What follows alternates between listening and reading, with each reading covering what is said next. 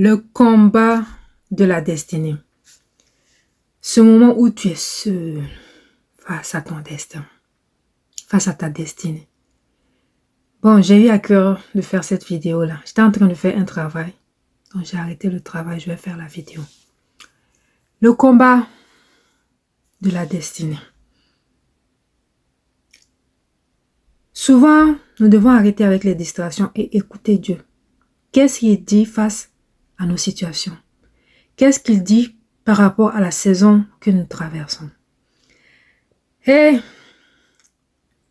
quand Dieu te met quelque chose à qui il faut parler, peut-être c'est pour quelqu'un. En juin passé, là, j'avais investi beaucoup d'argent. Ça devait sortir depuis janvier passé. C'est là que, bon, ma mentor m'avait donné des idées. J'ai dit, d'accord, je n'avais pas vu ça. Je vais faire. J'ai décidé de lancer ma gamme d'une manière professionnelle. De faire dans un laboratoire. Janvier, ça devait sortir. L'année commence, tout va bien. Les attaques avant ça. Janvier commence, tout va bien. Février, les attaques ont recommencé. De plus belle. Mois de mars, ça s'intensifiait. Avril, je n'arrivais même pas à parler. Mai, j'ai commencé à me retirer des réseaux sociaux. Juin, où tout est fini, le colis est en route pour venir. Même pour faire les étiquettes, c'était un combat. Mais je n'ai pas lâché. Je me suis engagée avec tout ce qui me reste, avec mes économies. J'ai de lancer la production. Même au niveau des étiquettes. Ils ont fait les étiquettes c'était en anglais. J'ai dit c'est pas grave. J'ai cherché quelqu'un pour traduire. La personne a bien fait. Comment elle s'appelle? C'est Miss Com. Si vous voulez son contact, je vais vous envoyer. C'est Miss Com. Elle est très patiente, la fondatrice. Je lui ai expliqué ce que je voulais, m'a fait les étiquettes. J'ai renvoyé au laboratoire. J'ai dit, je veux ces étiquettes-là. Ils ont mis dessus. Ils m'ont envoyé le colis par DHL. Le colis arrive le 20 juin 2025. C'est là que je tombe malade. Je ne peux même pas me lever. C'est-à-dire qu'ils sont venus déposer les cartons, beaucoup de cartons devant ma porte. J'ai juste tiré. J'ai déposé dans un coin. Je n'avais même pas la force.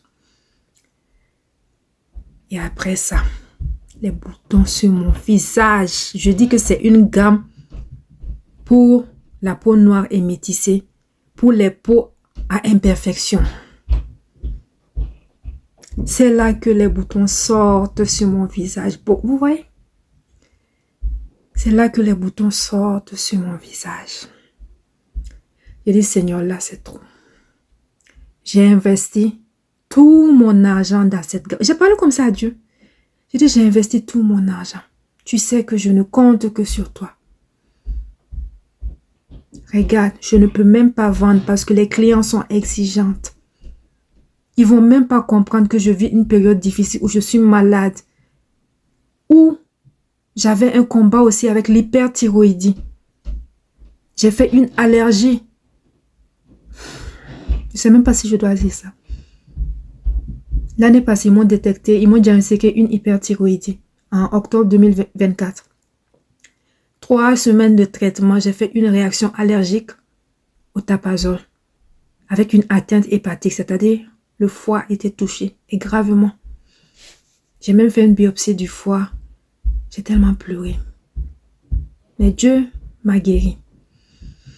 Donc, les gens ne vont pas comprendre que tu es dans tout ça. Le foie est touché. Tu fais l'hyperthyroïde. L'hyperthyroïde, c'est au niveau de la glande thyroïde. C'est les hormones. J'avais des maux de ventre, je vomissais. Mais les clients... Et le Seigneur, c'est trop. Les gens, non seulement ils ne vont pas acheter les produits, ils vont m'insulter. J'étais dans un état de choc où je n'arrivais même pas à pleurer. Je regardais tout, j'avais plus rien dans mon compte. Mais répète après moi. Nous avons un Dieu qui restaure tout. Répète après moi. Quand j'ai parlé à Dieu comme ça, je vais aller où? Je ne m'appuie que sur Dieu. Je suis restée tranquille. j'ai pris un congé de 4 mois dans la présence de Dieu. Je louais Dieu, je me reposais. Je fais comment? Je regardais mes produits me regardaient. Je voulais que la vidéo soit sérieuse. Mois de juillet est passé. C'était mon anniversaire.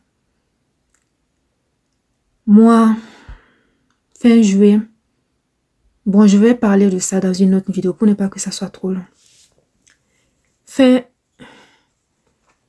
juillet passe. Fin août passe. Septembre passe. On me programme le 24 septembre pour aller faire une biopsie du foie. J'ai dit Dieu merci. Je suis partie. Le jour-là, j'ai pleuré. Ça faisait mal. Ils ont fait une biopsie du foie. Ensuite, ils m'ont hospitalisé pendant une demi-journée.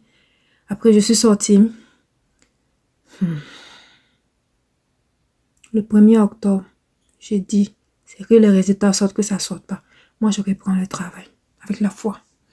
J'ai dit, moi, je reprends le travail. J'avais la paix. Après, ils m'ont appelé pour me dire que tout va bien. J'ai dit, Dieu merci. Je ne veux pas trop dire parce que c'est un peu privé. J'ai repris le travail. Je suis revenue. Dieu merci, Dieu m'a donné une communauté en or. Si je calcule tout le monde sur tous les réseaux sociaux, nous sommes à plus de 100 000 abonnés. Petit à petit, Dieu a augmenté, a fait grandir la communauté. Et ce sont des personnes qui m'aiment. Ils m'ont soulevé comme ça. Je dis, j'ai savon, même si ce n'est pas parfait. Même si je viens m'asseoir avec mes boutons. Ils achètent pour m'encourager. J'ai dit, j'ai huile. Je vous dis, il y a un stock qui est venu mardi. À moins de 12 heures. Je vous promets. Ils ont tout pris. Je suis en train de faire une liste d'attente. Ils déposent leur argent. J'ai dit pardon. Je n'aime pas garder l'argent des gens. Gardez. Quand ça va venir, je vous ai dit non. Je dépose mon argent. Je vous fais confiance. On ne s'est jamais vu. Après ça, la dernière fois, il y a une dame qui a fait quelque chose. Je voulais pleurer. Je prends des choses avec elle pour vendre. On peut dire fournisseur. Je le connais il n'y a même pas longtemps. J'ai pris des produits avec elle une fois pour revendre. J'ai vu que c'était de la bonne qualité, de la matière première.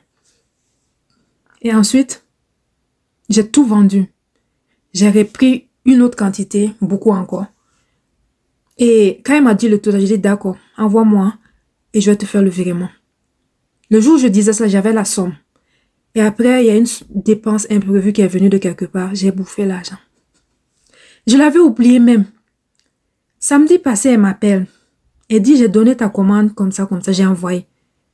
Je voulais mettre mes 2 mains sur ta. Il dit, wow, son argent. Il dit, wow, wow. Mais tellement le Seigneur s'occupe de nous. Il voulait même pas que je m'inquiète. Quand je voulais pleurer, il dit, j'étais au téléphone avec elle. Je ne sais pas qu'est-ce qui s'est passé. La dame dit, madame, ne vous inquiétez pas pour l'argent. Donnez ce que vous avez, vous allez payer le reste après. J'ai dit quoi? Dans mon cœur, vous ne me connaissez pas. C'est comme ça que j'ai repris les activités petit à petit. Petit à petit. Je vous assure, moi-même, je pensais que c'était fini pour moi. Mais notre Dieu est un divin stratège, comme le dit Papa Karambiri.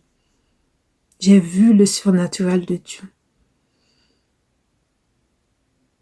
Le mois passé, ce que j'ai dépensé en soins, en trucs là, ça peut payer 3 personnes ici au Canada. Ça peut payer 4 personnes ici au Canada. Ce que j'ai dépensé en soins. Revenons à Dieu.